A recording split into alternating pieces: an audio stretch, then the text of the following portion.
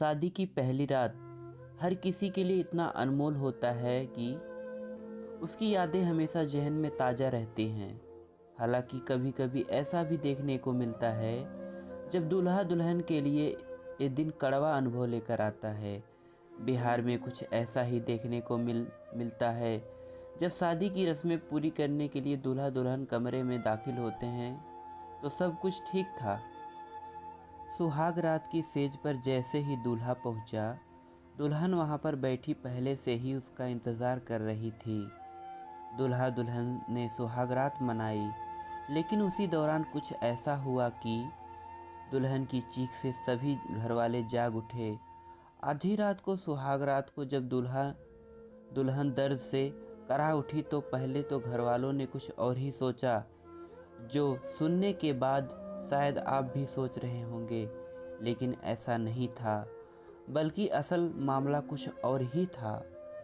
दरअसल दूल्हा दुल्हन के कमरे में पहले से ही कोबरा सांप मौजूद था, जिसने मौका पाते ही दूल्हे को डंस लिया। नई नवेली दुल्हन सांप को देखकर अचानक घबरा उठी और चिल्लाने लगी। चिल्लाते चिल्लाते वह बेहोश होकर बेड पर गिर पड़ी और वहीं उसका पति बेसुध हालात में पड़ा था। आखिरकार चिल्लाने की आवाज़ सुनकर जैसे ही परिजन कमरे में बाहर पहुँचे, उन्होंने दरवाज़ा खुलवाने की कोशिश की, लेकिन अंदर से कोई जवाब ना मिलता देख उन्होंने दरवाज़ा तोड़ दिया।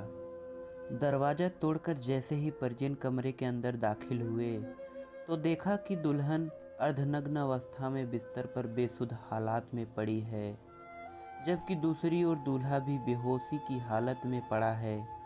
परिजनों ने गलती ये की, वह उसे डॉक्टर के पास ले जाने की बजाय तांत्रिक के पास लेकर गए, लेकिन हालात में सुधार नहीं होने पर उसे हॉस्पिटल में ले जाया गया। डॉक्टर ने उसे मृत घोषित कर दिया। सुहाग रात के दिन ही सुहाग उजड़ने से दुल्हन होश उड़ गए।